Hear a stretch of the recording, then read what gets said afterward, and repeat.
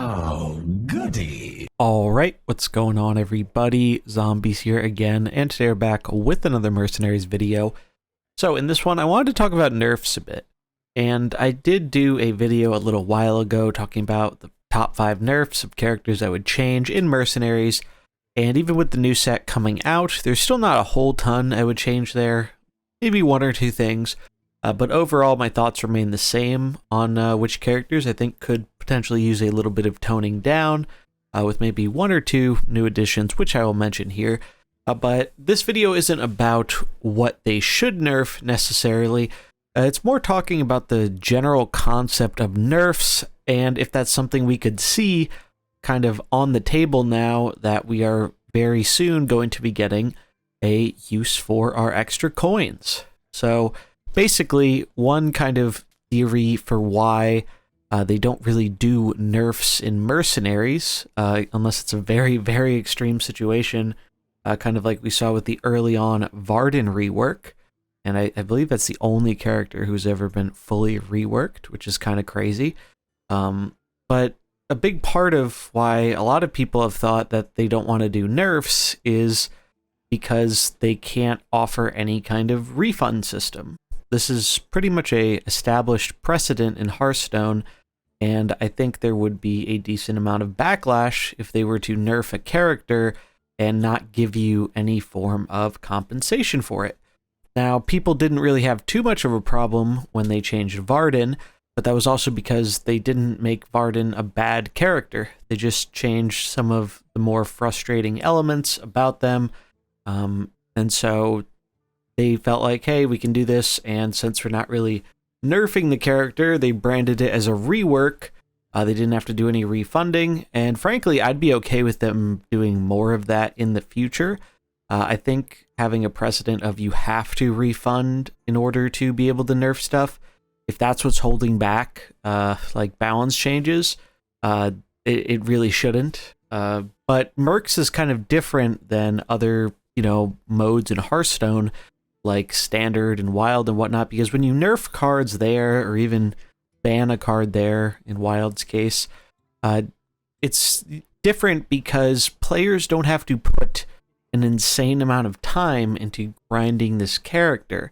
Another aspect that plays into this as well is the fact that there are a lot of people who play Mercenaries solely for the PvE experience, and those players would probably feel it's kind of unfair to them that maybe a powerful character they like Valera or Localar or Trigor, ends up getting nerfed for being a balance outlier in PvP when it doesn't really matter if it's overpowered in PvE, because they specifically said they're fine. Blizzard's fine with characters being overpowered in PvE. They're not going to nerf a character or change a character just because it's really good in PvE, which is a fine stance to have for the PvE side of the game.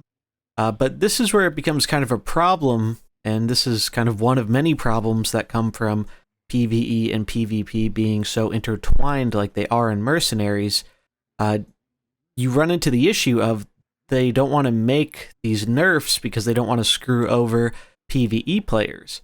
And I would not be surprised if PvE players do make up a larger portion of the game, and given that all PvP players have to do PvE to grind their characters, I'm sure their internal data basically skews towards PvE. Even if there were a ton of PvP players, they all have to do PvE. So it's going to look like that like 90% of the people are like focusing on PvE, I'm sure. But I think that really limits what the PvP can become, and it prevents it from being kind of the best it could be. So one solution I think would go a long way for this mode is finding a way to separate PvE and PvP a bit. There are a lot of different ways you could do that, but the one I'm kind of the bigger fan of is just enabling some more accessibility. So this one wouldn't necessarily solve the issue with buffs and nerfs, and it's really just nerfs because no one's really complaining about buffs for the most part, unless they do something like they did with Trigor. But overall, they've been a lot better about buffs since the Trigor buff. no buffed character has really stood out like he did, and I stand by that. When Trigor got buffed, when his backlash became a good ability, that was probably the worst meta this game has ever had. I couldn't even play it after like a week. It was just so bad and unenjoyable. But since then, they've kind of reined it in with buffs where they're still buffing characters, but they're not making characters quite as crazy OP as they did Trigor with this change. But basically, I think there should be a kind of split in some way for PvE and PvP. Now, this can be a little confusing because, once a player knows what a character does, maybe it causes some confusion what it does in, the other section of the mode. But I think the way it would help with balance would be such a positive thing that it would probably bring more people into trying PvP, which the mode really needs. There are a few other things they can do to help out with that, like getting rid of the bots, but that's a topic for another time. But here we have some characters that I would like to see nerfed. Some of these are from the video I saw before. Basically, if you haven't seen that video, I'll have a link in the description, but all the passive speed buffs, like Valera, like Vol'jin, even Edwin to a lesser extent, I think these all should go, or at least be reduced if you're going to keep them around. Getting this ability for free, essentially, is just way too strong, and it warps the game around it a lot of the time, and I think we're starting to see a bit more of that again. Now, there's some new combo decks coming out, and it just makes sense to throw Valera in because she just speeds up your clock with the combo, like the recent monkey comp I featured. And then other characters like Localar. Really, what you'll notice here, there's a trend. Passive abilities are really busted, and not all of them are, but the strongest ones, you don't have to pay any kind of cost. Normally, one of the things you consider for a cost is, you don't get to use these other powerful items. Well, with characters like Valera, Localar, even Trigor, you're not really missing out by not using the other items.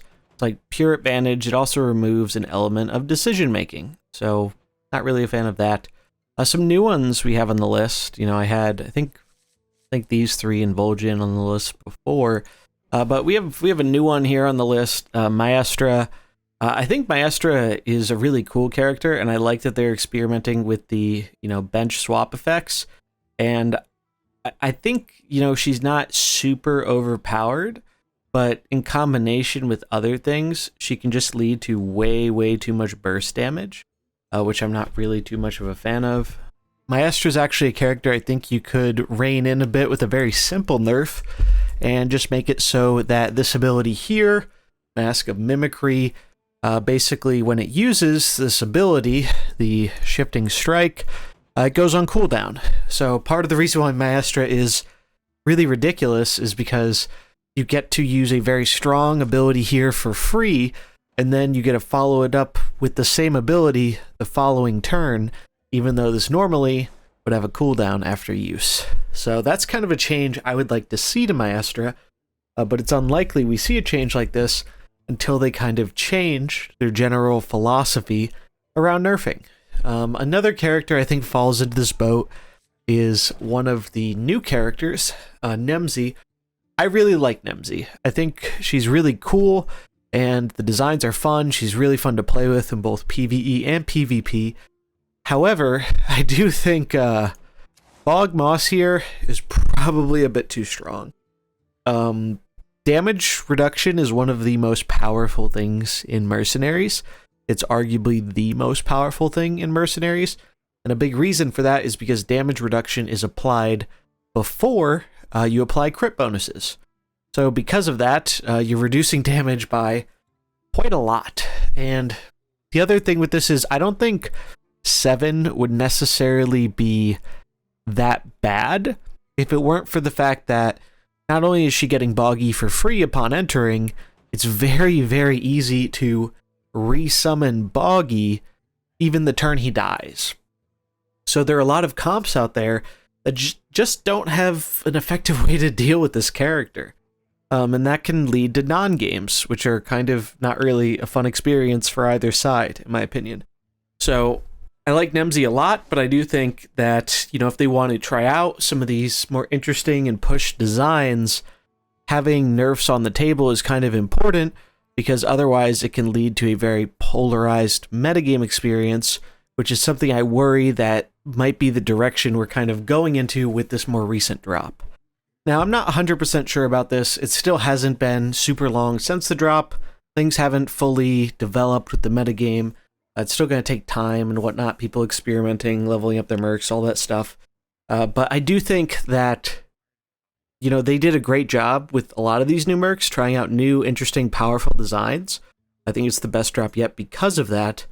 But I think if you are going to push the envelope like that, nerfs should be a bit more on the table, because all it takes is pushing one character a little bit too far, and then that can warp the whole format for the next 4 months. And then on top of that, it gets even more problematic, because then in order to stop that or counter that, if you're not going to nerf it, you either have to buff other characters to counter it, kind of like we saw with Yulon as the kind of Valera counter here, getting rid of the 1 cooldown on Jade Flame Buffet.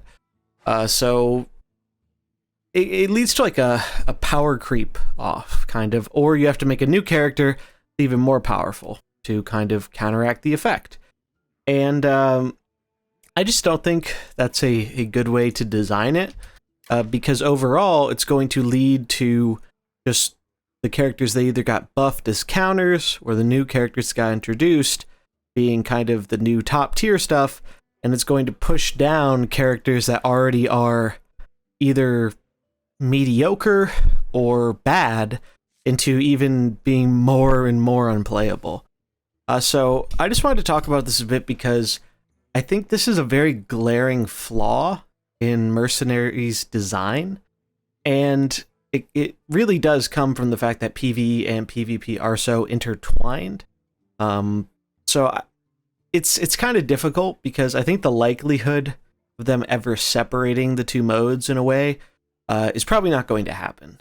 I'd like it to happen. I think it would actually do a lot of good for the game if they could balance the characters differently around the different experiences, since the gameplay is dramatically different. But I don't think the likelihood of that is ever going to happen. So what can they do instead? I think the best thing to do is just say, hey, we're implementing this kind of exchange so they can actually finally give something back to players if they nerf a character. And I do still think that the stance of not nerfing regularly like they do in Standard, I don't think they should do that in Mercenaries. I don't want changes every month and a half or whatever, especially when changes aren't necessarily needed. But I do think their bar for when a character needs to be reworked is way, way too high right now.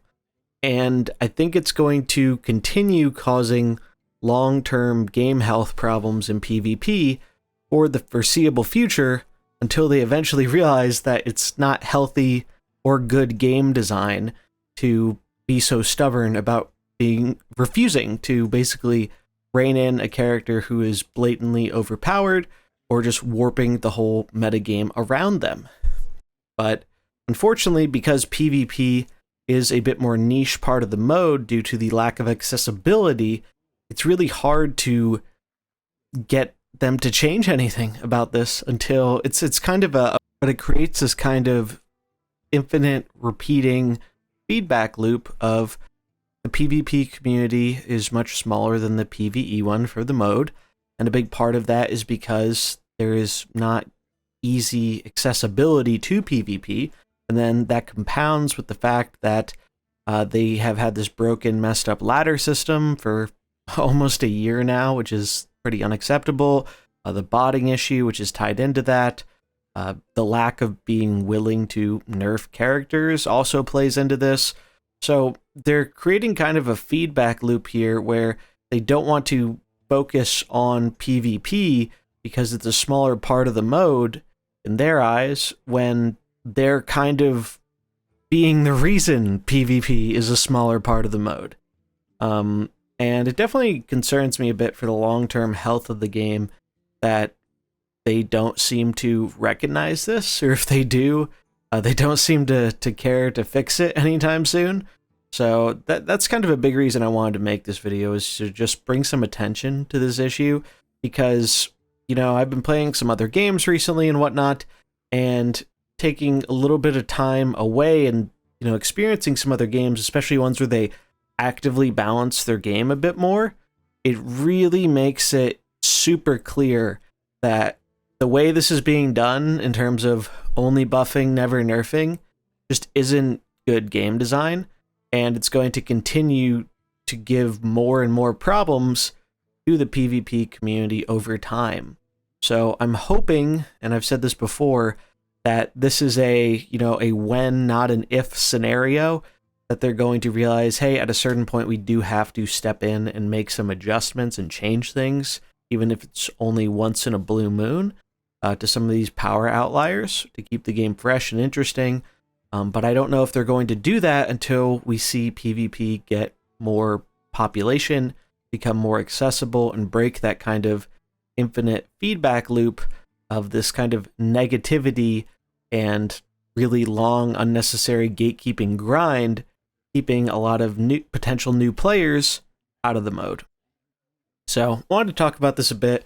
I hope it provided some interesting perspective, and maybe if we get lucky, someone who has some kind of power to change something about this will hear what I've had to say and consider it. But who knows? Probably a little bit of copium on that last part. But those are my thoughts. I would love to hear what you think about this issue in the comments below. Also, speaking of other games, I've been doing some content on my side channel, Zombies Go Nom Nom Extra. Basically, been doing a bunch of Marvel Snap stuff, as well as some longer single-player games. So if that kind of stuff interests you, definitely check that out. Link will be in the description. If you enjoyed it, remember to like and subscribe, and I'll catch you in the next one. Peace.